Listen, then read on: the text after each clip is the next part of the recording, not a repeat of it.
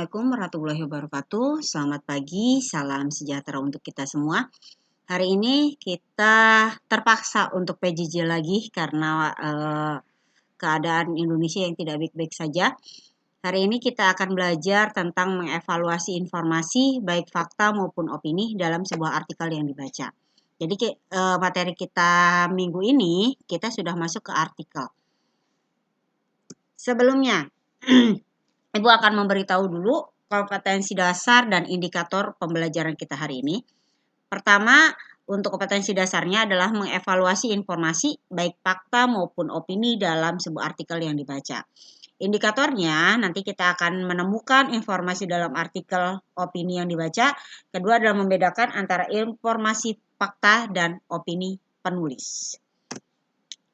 Tujuannya pembelajaran kita hari ini yaitu peserta didik mampu menganalisis informasi dalam artikel dengan baik. Kedua, peserta didik mampu menganalisis fakta dalam artikel dengan baik. Ketiga, peserta didik mampu menganalisis opini dalam artikel dengan baik. Oke, kita lanjut. Nah, pengantarnya dulu ya. Jadi artikel itu merupakan jenis tulisan yang berisi pendapat, gagasan, pikiran, atau kritik terhadap persoalan yang berkembang di masyarakat. Biasanya ditulis dengan bahasa ilmiah populer. Jenis tulisan ini sering kita temui pada majalah, surat kabar, laman-laman yang ada di internet yang biasanya berisi pendapat penulis tentang data, fakta, fenomena, atau kejadian tertentu. Informasi-informasi yang ada pada artikel biasanya juga selalu aktual dan relevan dengan keperluan pembaca. Kita lanjut. Nah, apa sih artikel?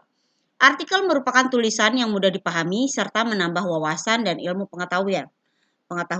Artikel berbeda dengan karya ilmiah. Nah, ini yang harus kalian tekankan bahwa artikel itu bukan karya ilmiah. Penggunaan bahasanya selalu disesuaikan dengan pembaca karena artikel ini bersifat umum. Jadi, penggunaan bahasanya tidak selalu harus menggunakan bahasa baku. Disesuaikan dengan siapa yang diajak berbicara atau siapa pembacanya. Artikel adalah tulisan tentang suatu masalah, termasuk pendapat dan keyakinan penulis terhadap masalah yang disajikan. Artikel bertujuan untuk meyakinkan, mendidik, atau menghibur pembaca. Di dalam artikel, kalian akan menemukan fakta dan opini. Nah, untuk membedakan fakta dan opini, kalian harus paham terlebih dahulu konsep dasar fakta dan opini. Sebenarnya, ketika semester semester ganjil kemarin, kita sudah belajar tentang fakta dan opini dalam teks editorial. Nah, konsepnya berarti kalian sudah paham apa itu fakta. Tapi nanti akan kita ulang lagi, kita akan ulas sedikit untuk mengingatkan kembali. Kita lanjut. Nah, ini ada satu teks, judulnya Perkembangan Terbaru Vaksin Corona. Banyak kabar baik judulnya. Di sini ada satu teks, ini tidak Ibu ambil semua karena artikel itu akan sangat panjang, jadi hanya 2 paragraf yang Ibu ambil. Di dalam 2 paragraf ini sudah banyak informasi yang bisa kalian dapatkan, baik fakta maupun opini. Nah, ini ada teksnya. Kita akan lanjut, ini paragraf kedua.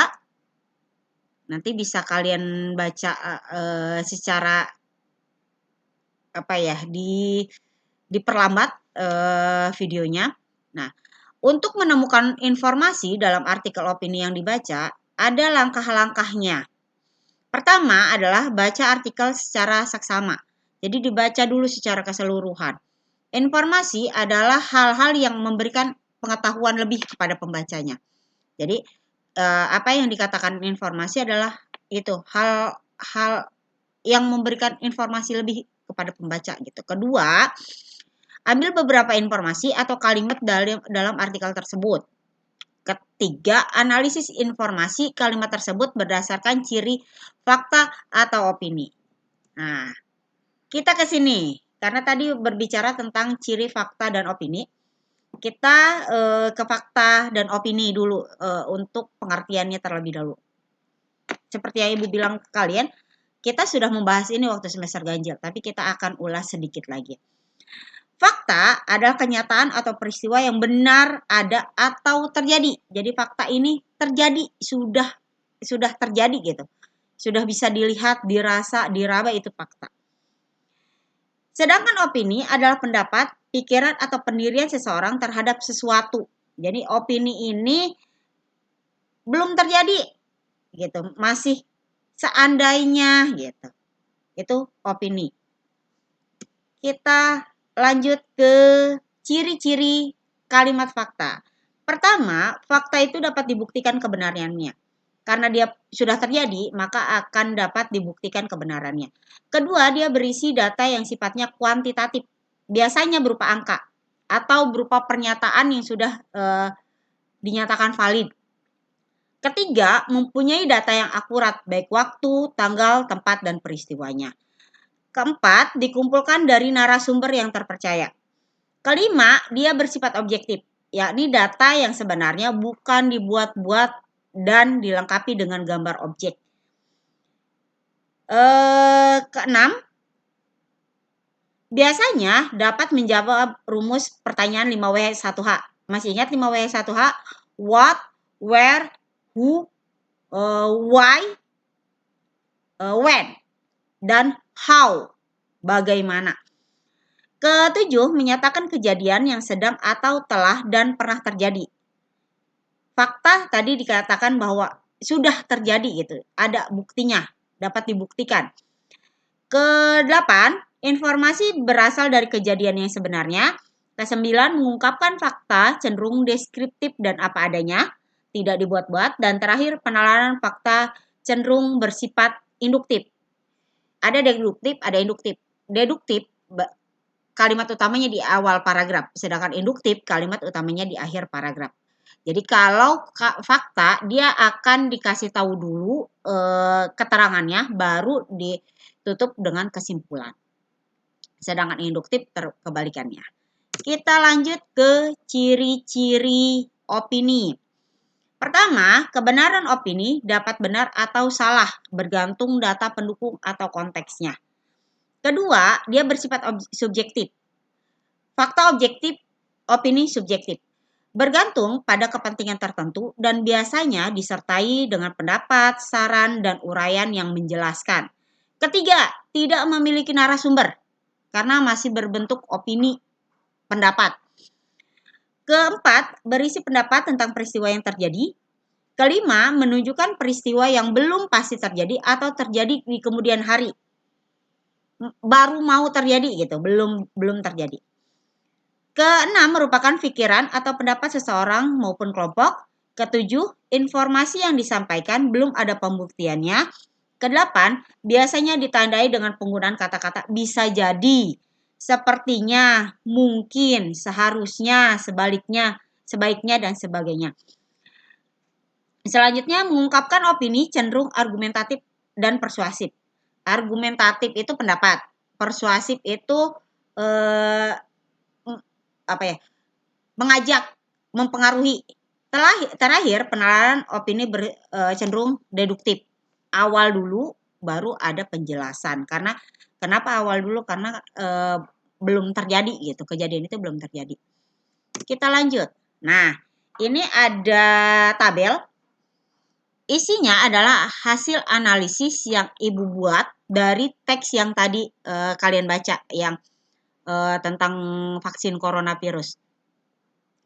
Di sini ada nomor, informasi penting, fakta, dan opini.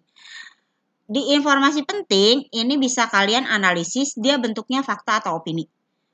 Contohnya nomor 1, pasalnya vaksin adalah satu-satunya cara paling efektif yang bisa menghentikan pandemi COVID-19 dan hingga saat ini sudah terinfeksi belasan juta jiwa di seluruh dunia.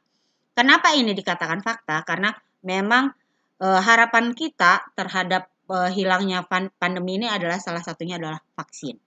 Gitu. Ada 13 yang Ibu dapatkan di teks itu. Bisa kalian baca secara keseluruhan dan bisa dilihat dia termasuk fakta atau opini. Kita lanjut. Nah, ini untuk tugas kalian. Tugasnya adalah menganalisis sebuah teks. Judulnya penjelasan WHO tentang Omikron. Nah, karena tidak mungkin Ibu masukkan teks itu dalam PPT, akhirnya Ibu kirimkan ke kalian bentuknya link. Linknya bisa kalian ambil, jadi ini tinggal kalian copy paste. Nanti untuk mentahan PPT-nya akan Ibu berikan di GCR.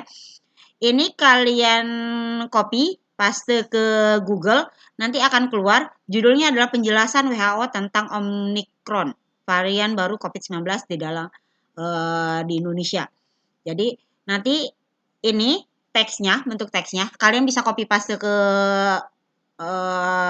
Word, lalu kalian analisis informasi penting, fakta dan opini dalam artikel tersebut, kerjakan menggunakan format yang tadi telah Ibu jelaskan.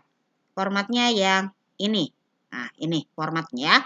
Jadi formatnya sudah Ibu siapkan, tinggal kalian masukkan per kalimat di sini. Oke. Kita lanjut.